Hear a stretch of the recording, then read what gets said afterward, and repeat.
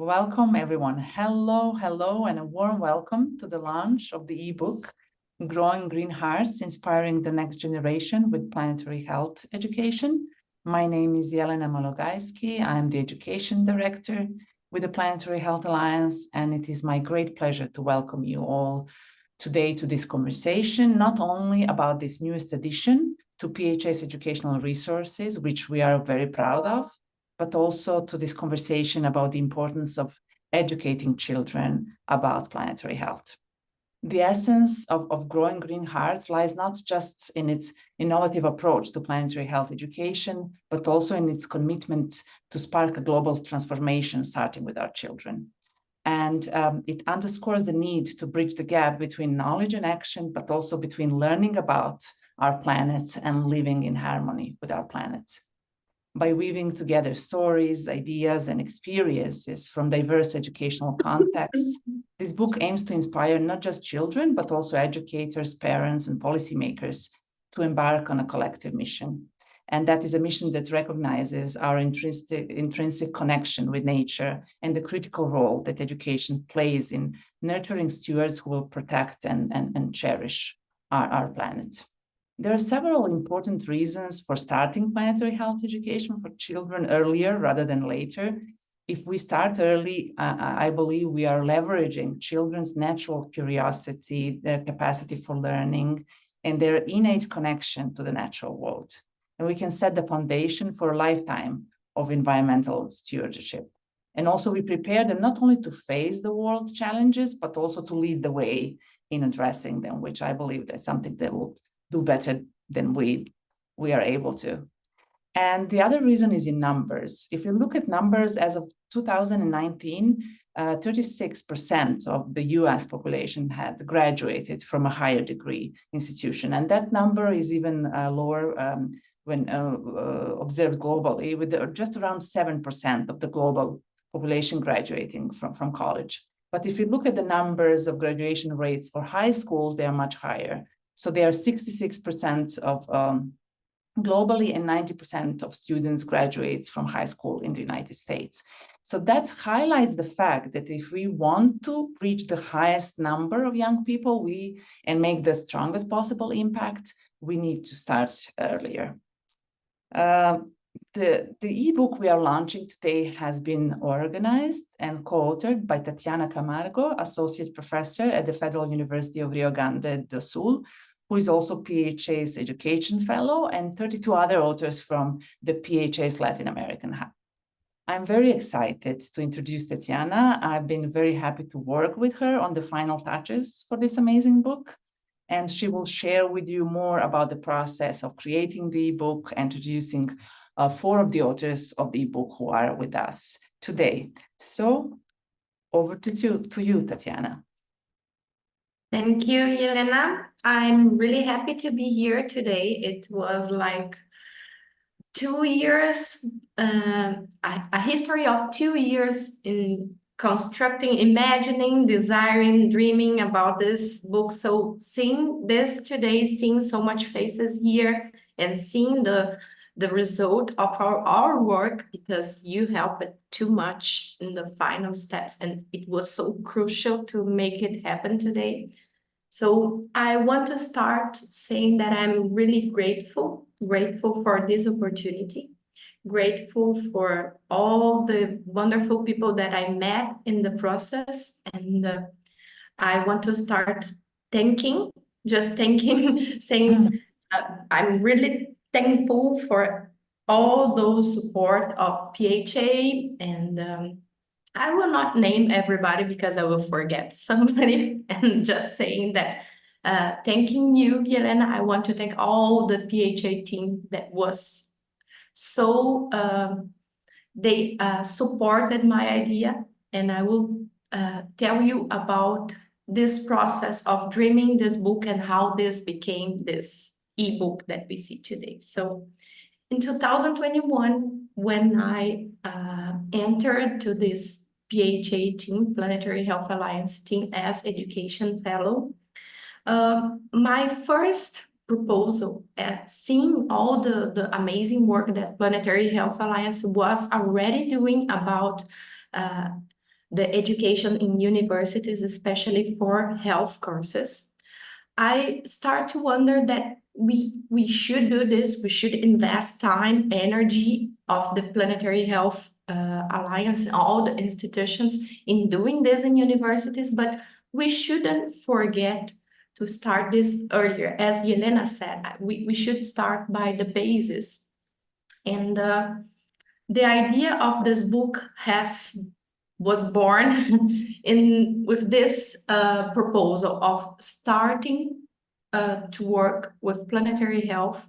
And actually, it's not starting. We need to be we need to recognize that there is already a lot of good and work in environmental education around the world.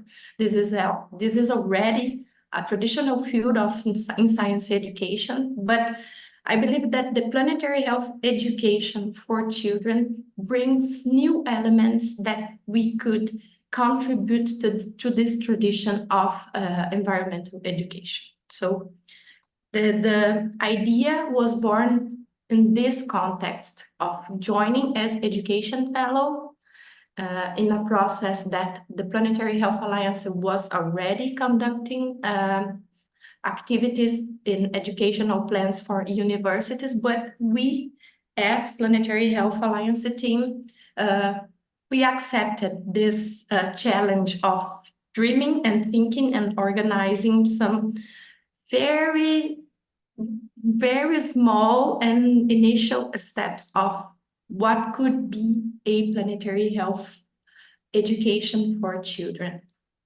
So we started. And how to start this? So we started by contacting our great connections through Planetary Health Alliance institutions and people that are associated or that have already presented some work concerning education in any of the Planetary Health Alliance meetings that was previous to 2021. So we saw the records and the archives of Planetary Health Alliance, and then we get to these people that had some kind of relationship with education for children and start the invitations to meetings. So in the first meeting, I invited all this big community, and I believe that we have some maybe 20 people, 25 people attending from around the world. So at this moment, the idea was not focused on Latin America. The invitation was to every continent. And in this initial moment, we had participants from Asia, from Africa, from Europe, from North America, and from Latin America also. But the process of constructing this book was not just asking the histories. We have like 2 or 3 meetings discussing what is planetary health education in each case, what was the experience, because we wanted chapters that not just bring the material, what is my plan of activities, what I presented, but we wanted chapters that can bring this taste, can bring some colors from where this happened, why this was important, why do you believe in this work, and what was the material also. So we had 3 meetings discussing a little bit what was the template of the chapter. And after those 3 meetings, the authors that remained in this invitation was the authors connected with Latin America. So all the chapters that are today in the book come from people that was part of this meeting and presented it in the meetings. We discussed it in between authors. So this was a very collaborative process. And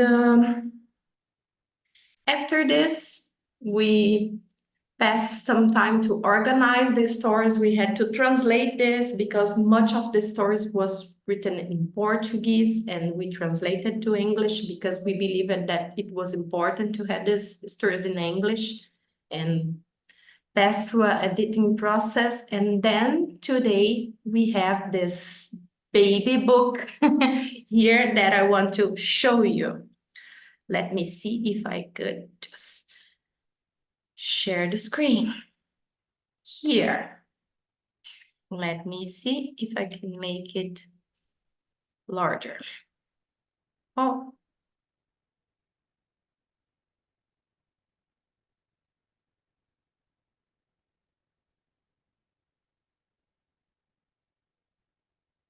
Huh? Everybody disappeared for a moment. Let me see if I can, yeah. Now, are you seeing this? Yes, Tachi. Yes? Yes. But it was not the page. It's, yeah. Let me see. But it goes with here. Let me see. If I will download this again because it was closing. Sorry, people.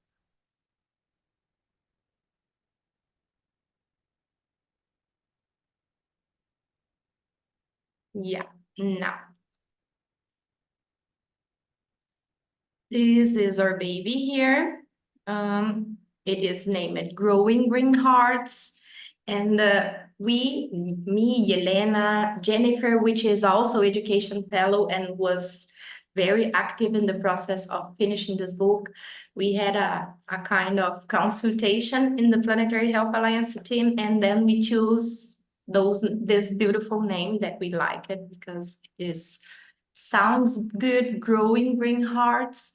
And it gives the idea that we want to grow this little green hearts that already live this challenge of being children in Anthropocene, being children that are already facing climate change in their lives, and they need to be educated by us, that are the generation that was part of the causes of this climate change problem, but we want to show them with this that we, as generation, we are already worried about this future and the present, and then we are together to tackle this challenge of how to make the great transitions need. So this is the cover. We wanted that this cover bring colors because we believe that this colors gives the idea of, gives more the connection of being something for children, gives a fun face to this.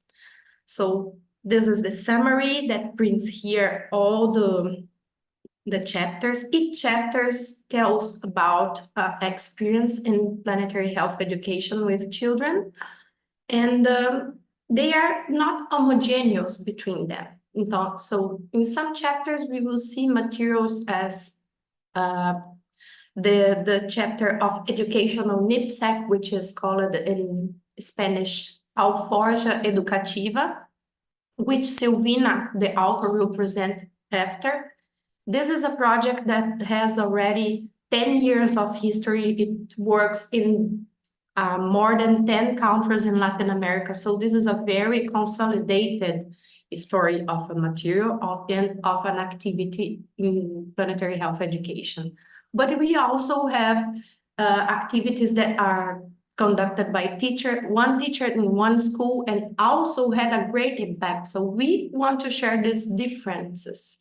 And we believe that the diversity is an invitation for everybody, see that any and each of us has its role in planetary health and has its role in planetary health education. Let me see. So this the book starts with a kind of with an introduction, which is more academic, but it's a kind of revision that we see the state of art of planetary health education for children. We saw in the literature where we could find works about this, and it shows, briefly talking, that it is very incipient, yet the field of planetary health education as a topic of investigation for the educational field. So this is still new, and we know and we feel about this, but we wanted to put this.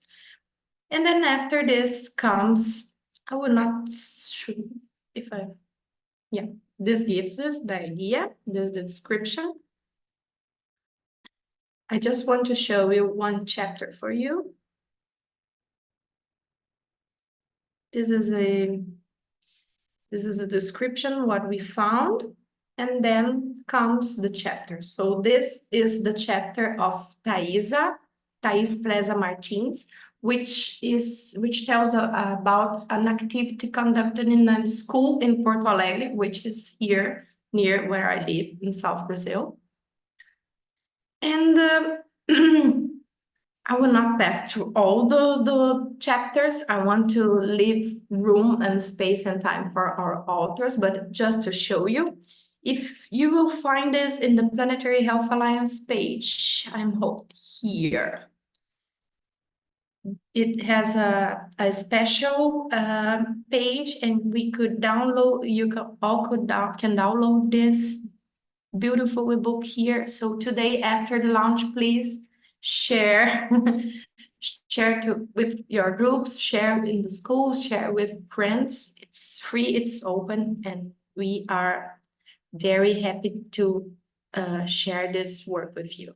So the idea now today is that we have some of the authors here with us today to talk more about their work, how they live this process of the book also. So we will start with Luis Gustavo.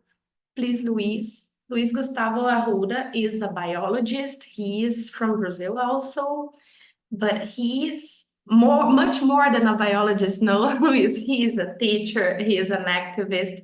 He works with planetary health in traditional communities here in São Paulo. He had already experiences in Amazonia with John also. So please, Luis, tell us more about your chapter, your highlights.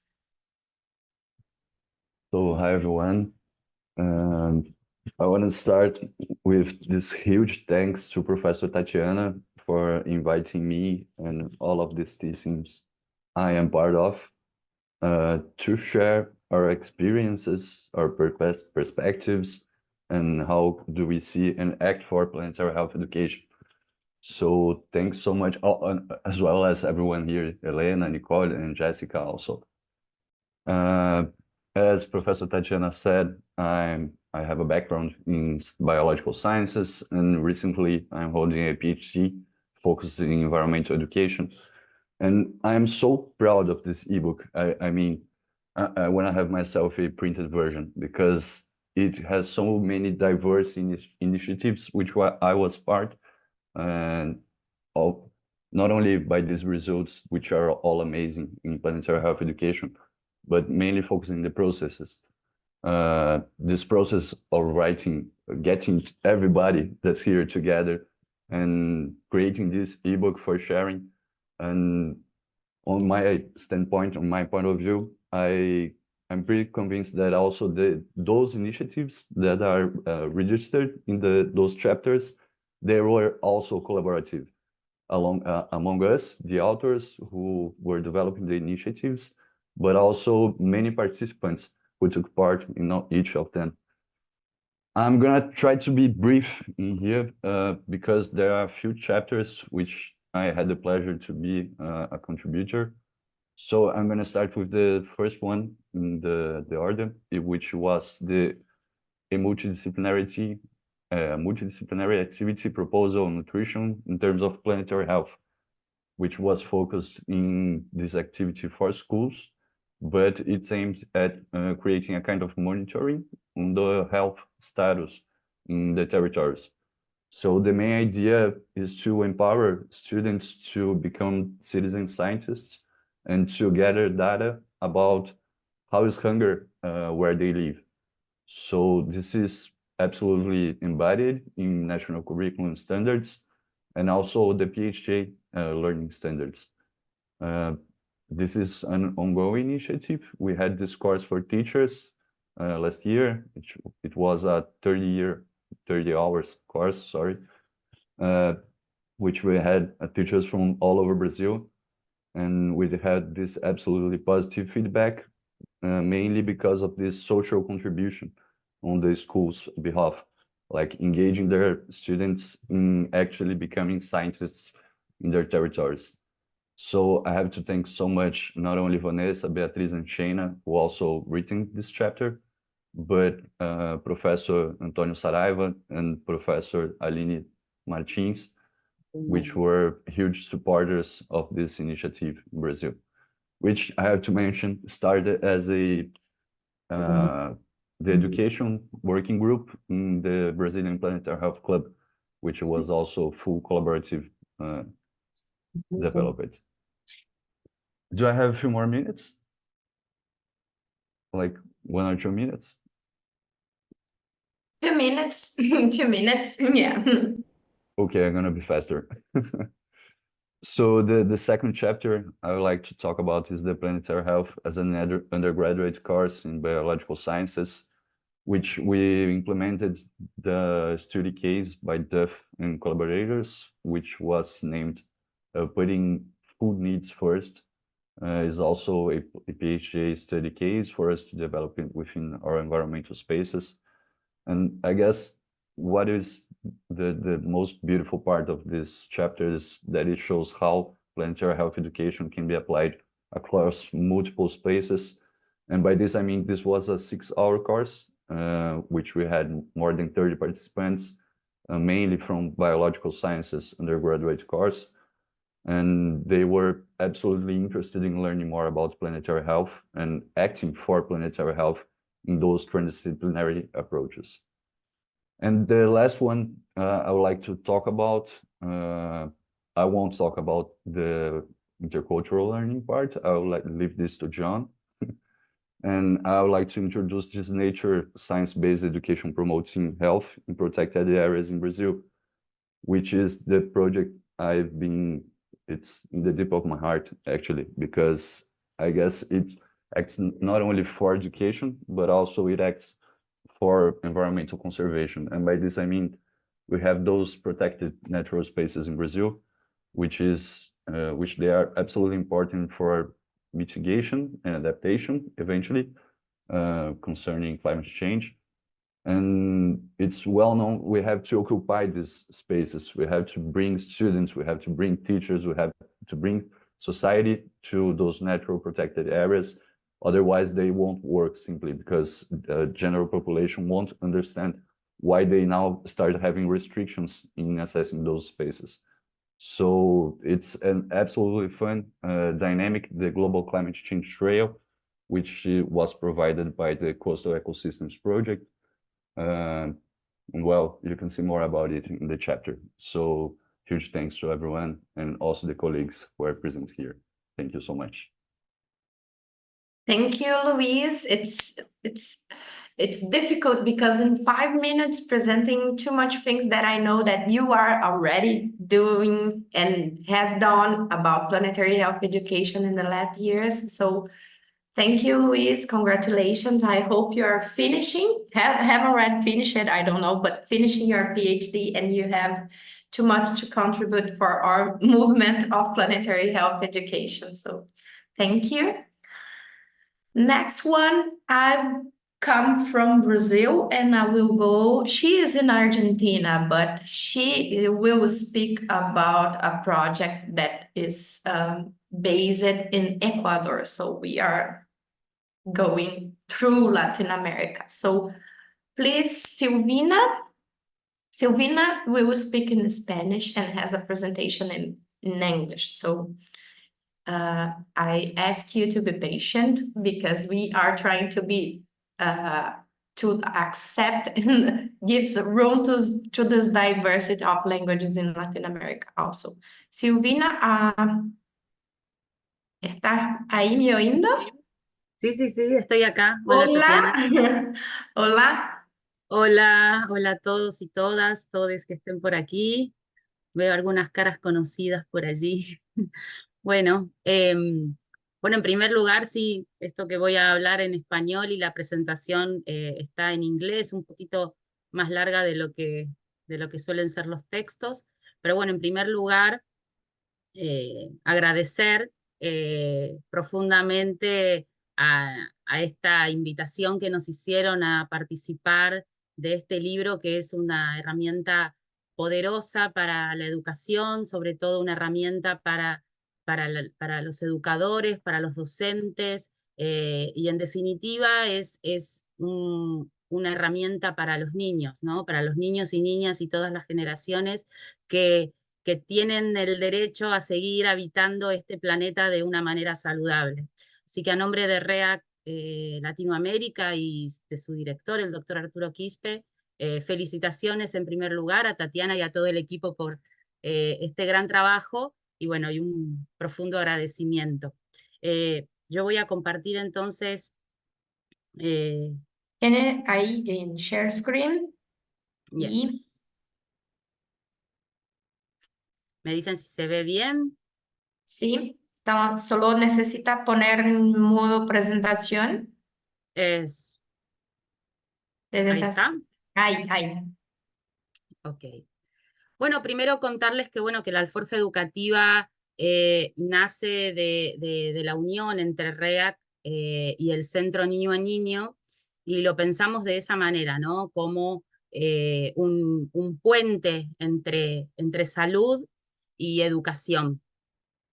Esta alforja se empieza a construir hace 12 años en la ciudad de Cuenca, y se involucraron en un principio educadores, médicos, comunicadores, artistas, y después se fue ampliando y se fueron uniendo otras disciplinas y sobre todo niños y niñas que con sus voces empezaron a crear también esta alforja.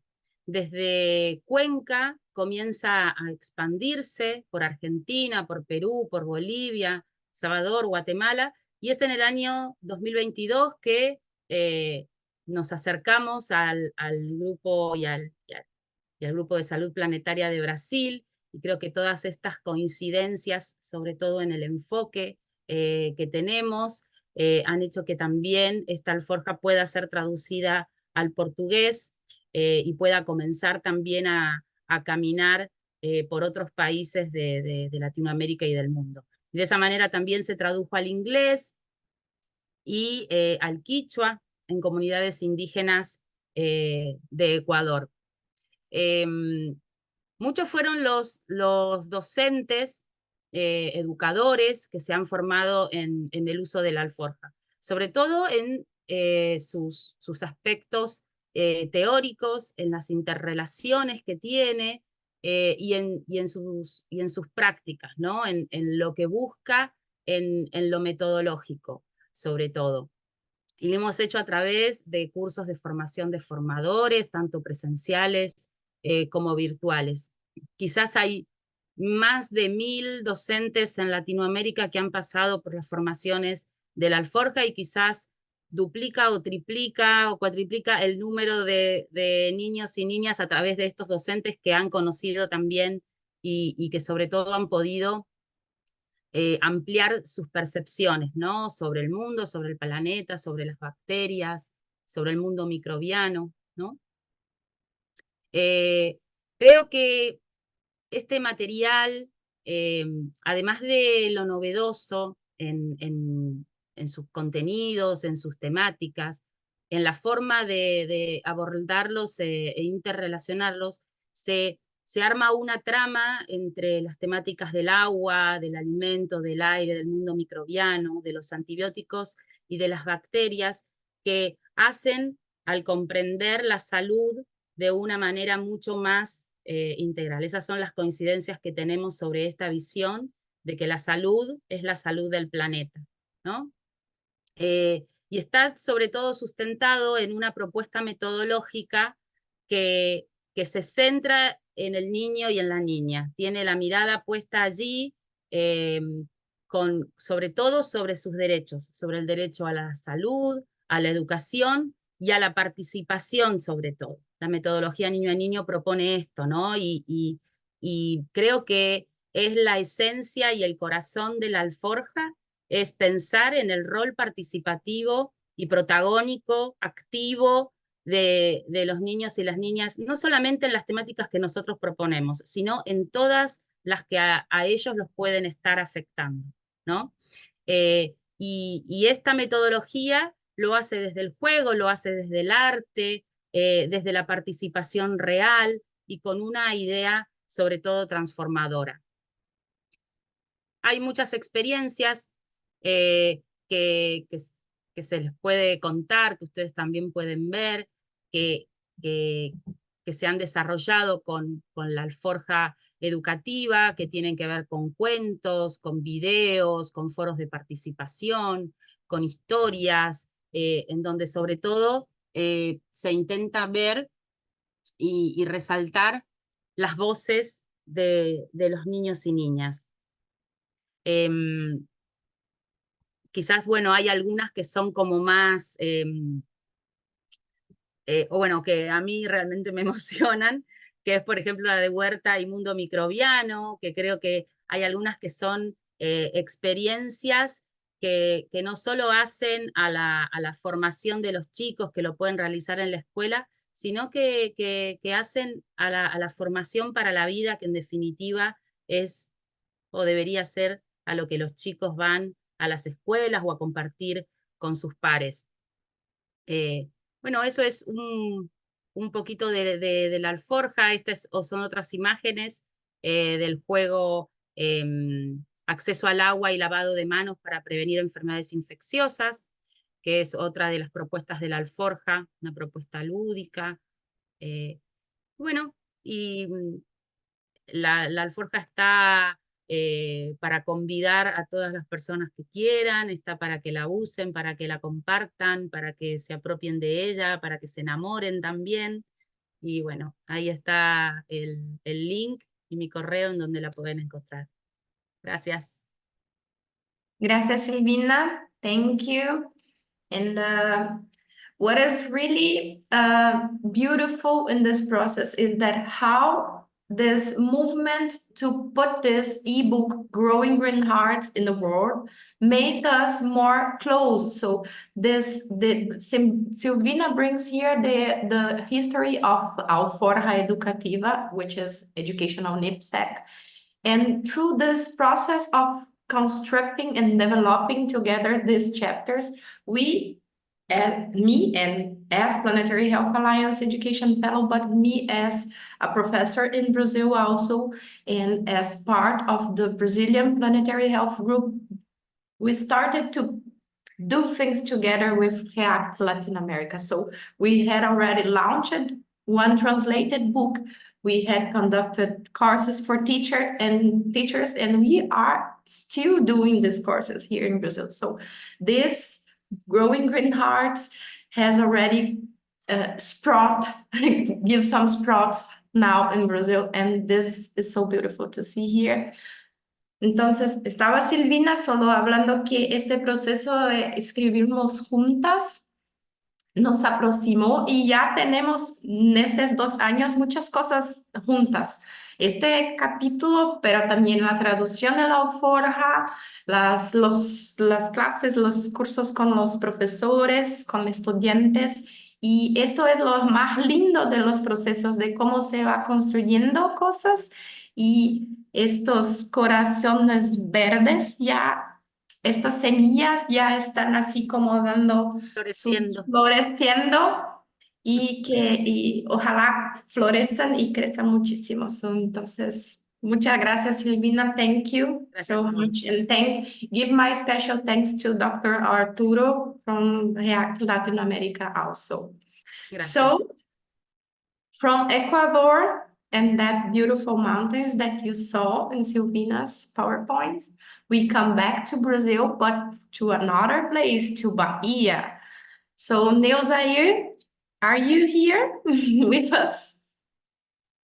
Neuzair Viana, she is pharmacologist, I don't know, pharmacist in English. She works in Fiocruz, which is Fundação Oswaldo Cruz, a health foundation. So she is a scientist, and she also she also have a lot of activities in the community, and one of these activities is a project called Planet R, which is a project of which connects the monitoring of air quality with activities in educating the communities about the air quality and the impacts of air in their health. So please, Neuzair, the floor is yours now. Thank you, Professor Tatiana. I speak in Portuguese, ok? Boa tarde a todos. E eu estou muito feliz de estar aqui hoje nesse lançamento.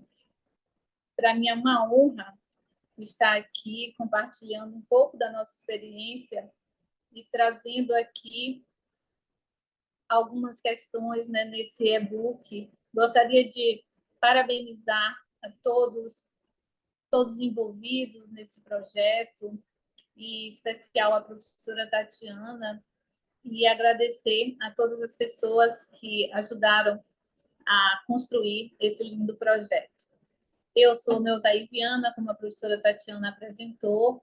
Eu sou pesquisadora em saúde pública aqui na Fiocruz e coordenadora dessa iniciativa do Planetar, onde nós promovemos engajamento de jovens em práticas educativas com abordagem em saúde planetária.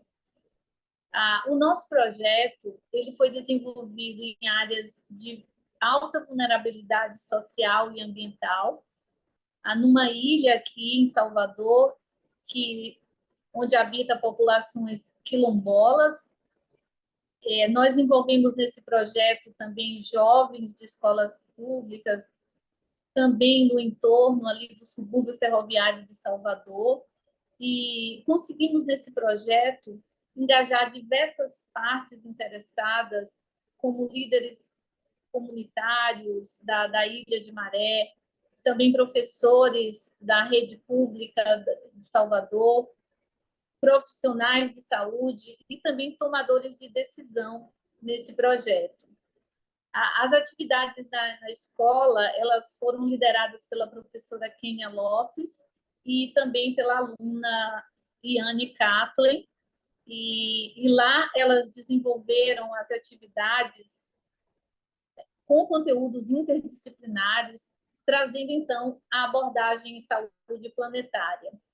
E nessas iniciativas, todas as atividades, elas envolveram diversas disciplinas do ensino médio e também a gente teve o engajamento de outros professores de outras áreas que fizeram parte desse trabalho nas escolas. O Planetar também desenvolveu atividades voltadas para a educação médica. Nesse caso, nós envolvemos estudantes de medicina, que aqui nesse e-book está representado pela Gabriela Paz, e esses estudantes de medicina, eles foram imersos no território, né, acompanhados pelos seus professores, por outros colaboradores, né, o professor Marcos Moura, e outros colaboradores desse projeto, para que eles pudessem compreender os aspectos de vulnerabilidades e riscos climáticos que já estavam acontecendo naquele território. Então, realizamos atividades prévias com esses estudantes antes de entrar no território e discutimos temas relacionados à saúde planetária e elaboramos questões que seriam levadas à comunidade para que a gente pudesse trazer essa experiência, né, dentro de uma abordagem no contexto da saúde planetária. Então, o Planetar ela é uma iniciativa que acredita na educação de novas gerações, e então nós estamos incentivando esse cuidado com o meio ambiente a partir dessa abordagem em saúde planetária. E o nosso escopo principal trabalhou com questões ligadas ao monitoramento do ar, à poluição do ar, já que essa população vive numa área de alta vulnerabilidade a essa contaminação, por estar numa área que tem no seu entorno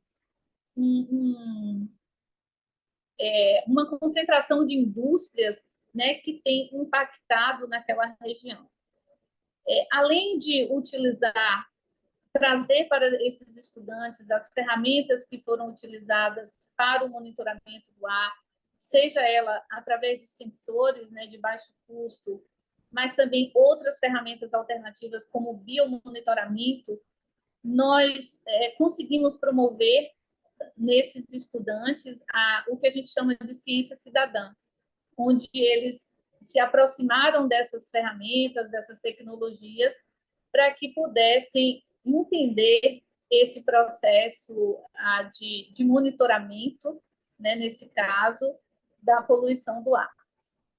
Então, foi muito interessante, né, poder trabalhar numa ilha onde essa população vive em condições de vulnerabilidade e onde a gente pôde trazer essa realidade, né, mostrando para os estudantes e jovens que estão envolvidos com essas questões climáticas o que a gente pode fazer, né, em tempo que essas pessoas possam também ser envolvidas nas soluções desses problemas. Então, essas comunidades, elas vivem de atividades pesqueiras, né, de mariscagem, e elas têm um contato muito próximo com o ambiente, elas vivem desse ambiente e estão submetidos a diversos riscos, né, tanto ocupacionais das suas atividades, como também pelo que eles consomem, né, a partir da sua alimentação, que é baseada em mariscos. Né? Alguns estudos já têm mostrado que essa região ela tem um alto nível de contaminação de metais, o que está colocando em risco potencial, né, essas comunidades. Então,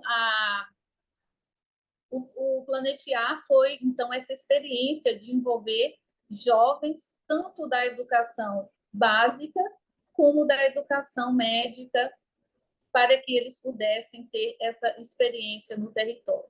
Então, com os estudantes da área médica, nós fizemos 2 visitas, né, nesse território, e a cada visita eles tinham uma percepção, né, desenvolveram essa percepção em diversos aspectos, né, eles foram divididos em grupos, onde observaram aspectos relacionados à economia, à cultura e à contaminação ambiental dessa população. Então, eu gostaria de agradecer imensamente por essa oportunidade de trazer essa experiência para esse e-book, mostrar o trabalho desses jovens que estão engajados nessas temáticas e experimentando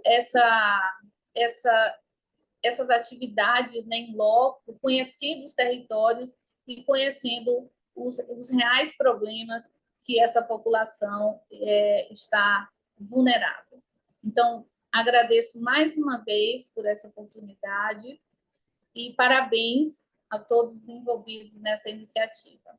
Obrigada, professora. Obrigada, Neuzair. Thank you, Neuzair, for sharing with us your beautiful experiences in this island. So, from Bahia, Brazil, we are going to Delaware, John, but also for Peru and Amazonia. So, our last author for today is John Cox. He is a professor in the University of Delaware, but he is today here to talk more for us about the activities of the Amazon Center for Environmental Education and Research. So please, John, the floor is yours now. All right, thank you very much. As you mentioned, my name is John Cox. I'm an associate professor in the Department of Art and Design at the University of Delaware. Today, I'm actually speaking from my home in southeastern PA, which is on the ancestral lands of the Lenni Lenape, also known as Lenape-Hoking. This project you can find on Chapter 12 in the eBook, which is Planetary Health Intercultural Learning in a Residential Experience with K-12 Teachers. And congratulations to Planetary Health for such a wonderful publication, and a special thanks to Luis for connecting us with Planetary Health. It was such a pleasure working with all the co-authors. There's a whole bunch of them listed, so I'm not going to list them all. I'd be finished my talk by the end of that point. So this is also a collaboration, as you mentioned, with the Amazon Center for Environmental Education and Research, known as the ACER Foundation, and also with the Delaware Teacher Institute. The Delaware Teacher Institute is run through the University of Delaware, and basically, in a nutshell, faculty from the University of Delaware offer year-long seminars to K-12 teachers throughout the state of Delaware. Teachers participate in this seminar, and at the end of the seminar, they produce a unit that they use in their own classrooms. So these K-12 teachers are looking at one particular topic and then figuring out how do they create a unit. The unit could be a week long, it could be a day long, several days long, but they're basically combining that to align with Common Core standards or next generation science standards. Luckily, we got a grant from the Longwood Foundation. We were able to extend the year-long seminar also because of COVID reasons for a 2-year seminar, and we were able to bring all 12 participating teachers down to the Peruvian Amazon to experience the Amazon firsthand. They did that in collaboration with the Maihuna, which is an indigenous community along the Sucasari River, which is outside of the Iquitos region. It's about 4 hours by boat from Iquitos along the Napo River. And the teachers were spending all their days with the Maihuna community. The Maihuna were acting as the teachers. We were learning how to, let's say, make things like a canoe, or learn how to harvest yucca, or make chicha or masato, learning how to use clay. So the teachers were getting this firsthand experience, learning directly from an indigenous community, and then bringing that knowledge back into their own classroom. So I like to think of it as the teachers were creating their own content. They were the Steve Irwin or the Dora the Explorer in the field, and they were the experts. One teacher, kindergarten teacher, even brought his puppet that he normally teaches in his classroom.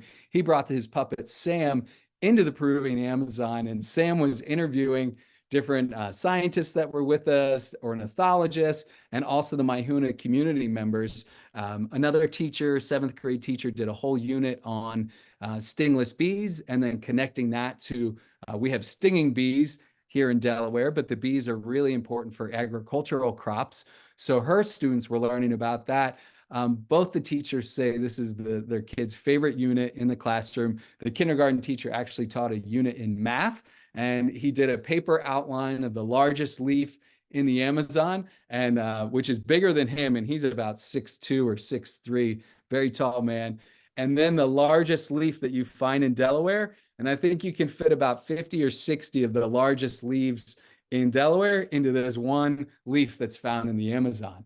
So, you know, the ultimate goal for the ACER Foundation is to create the next generation of conservation leaders. And I could think of no better way than connecting teachers in Delaware to the Amazon, to this large intact ecosystem, bringing it back into their classroom. I think it's been proven time and time again, people don't save something that they don't fall in love with. And because the teachers are all now in love with the Amazon, they're bringing that into their own classroom. They're sharing that love with their students for years to come. So, you know, I really thank the Planetary Health again for creating this ebook, and I'm excited to share it out now that we're able to share it out since this launch. And I think you described it best. You know, when you produce a book like this magnitude, it's like a baby, right? It's your baby, and now this baby's going out into the world. So I think we might have a little bit of time for questions for all the authors. So I'll stop there. Thank you so much. Thank you, John. And yes, it's now like a baby, and it's alive now, so it goes to the world, and we hope that this book has a beautiful story inspiring people, because this is the main objective that we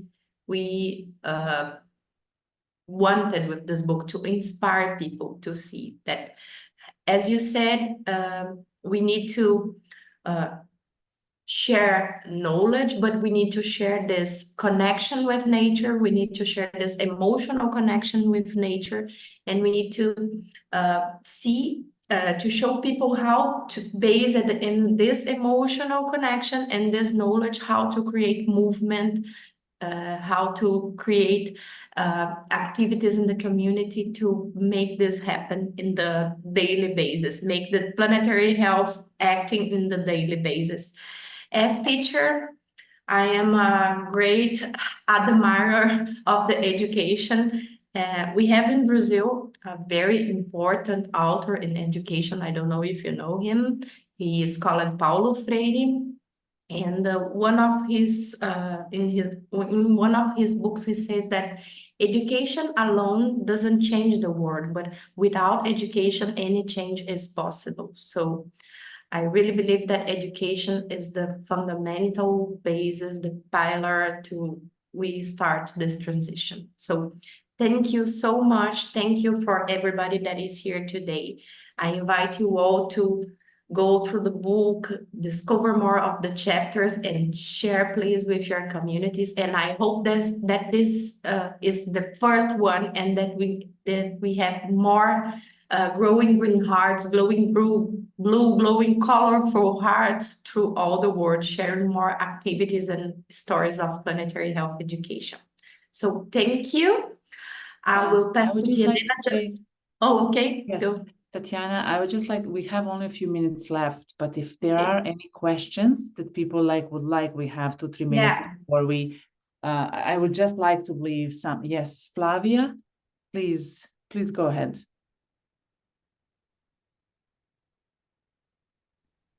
Hi, hello. Can you hear me well? Yes, Yeah. we can.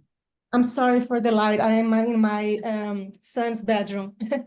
So I'm Tatiana's friends, and I'm here from São Paulo, Brazil, and I am a dietitian, and I work with food and nutrition education in public health, or for example, right now I'm working on a document that is being published by the local Department of Education, who is responsible for the school feeding program here in São Paulo. And we are doing a material for the teachers to be able to implement food and nutrition education as a cross-cutting theme. And we're talking about this holistic food and nutrition education, where we talk about food systems and planetary health and other things. My question is, I just finished last year a diplomado with the Earth Charter, Carta da Terra. Do you know Earth Charter? They do a lot of work with, well, they have been, how to say, developed before the SDGs.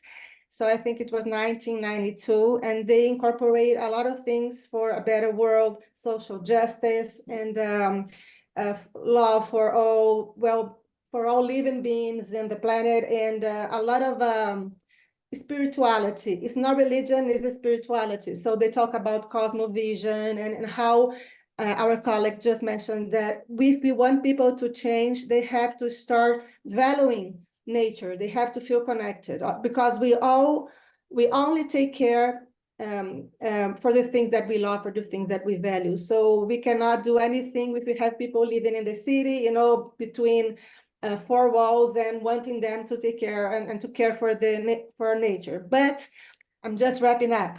I miss a lot. So this spirituality thing or approach when we are doing food and nutrition education, or even in your book, even though I haven't read, but I was just wondering, I didn't want to mention this thing because in this document that I'm doing for the Secretary of São Paulo of Education, because they might think that it's religious. I mean, they might, how to say, they might say, no, I mean, we know it's not religion, but I mean, it's a very delicate point. I mean, if you start talking about, you know, this connection with, you know, something that is, you know, more important than you, I don't know. It's so my question is, how do we incorporate this kind of things into our materials and capacity development courses? Because I think without this, something that touches our heart, we won't be able to promote changes. Thank you, and I'm sorry I was too long.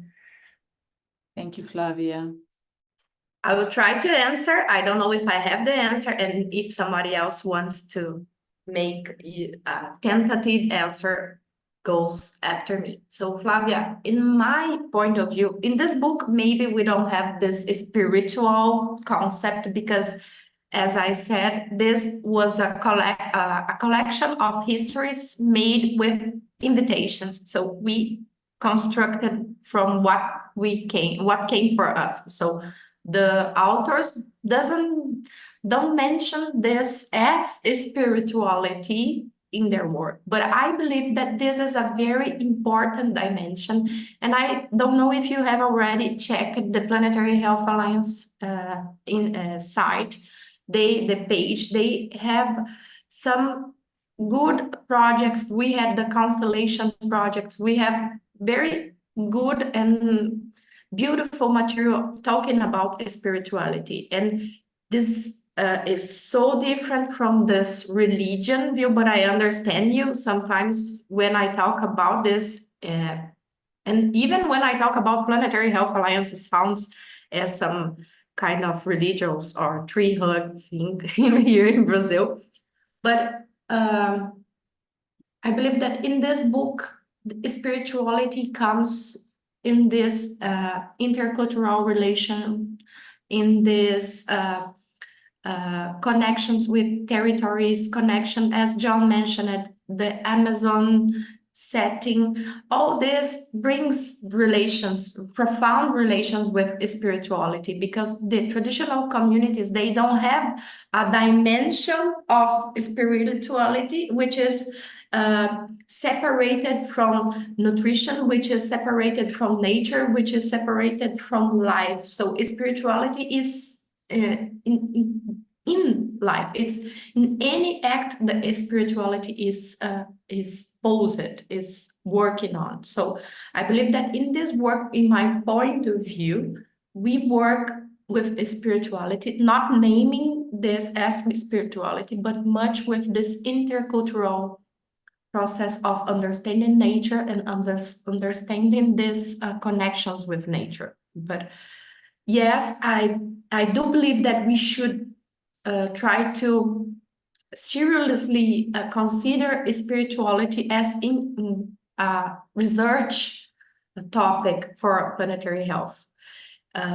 So if you want, we could discuss this more after. And I have a project, and I have a PhD student that now is starting a project about spirituality as a kind of strategy to planetary health education for medical students. So we are trying, but yeah. Thank you. Thank you, Tatiana. And that brings us to the end of the event today. Thank you all for being with us today and for contributing to this really engaging and insightful discussion. The ebook is available for download from PHA's education web pages, and Nikki has already shared the link in chat, and we invite you to download the book, read it, teach it, share it with your friends, share it with your colleagues. And before we say goodbye, we would just like you also to invite you to the annual Planetary Health annual meeting in Malaysia, which will be held from April 16th to April 19th. And if you can join us in person, maybe you would consider to join us online. Hannah, I would appreciate if you can just add the link to chat. And I would just like to say that we are planning actually Planetary Health Education for children side session at the annual meeting, Tatiana, Jennifer, and I, and we would love to see you there. Thank you again for being with us today.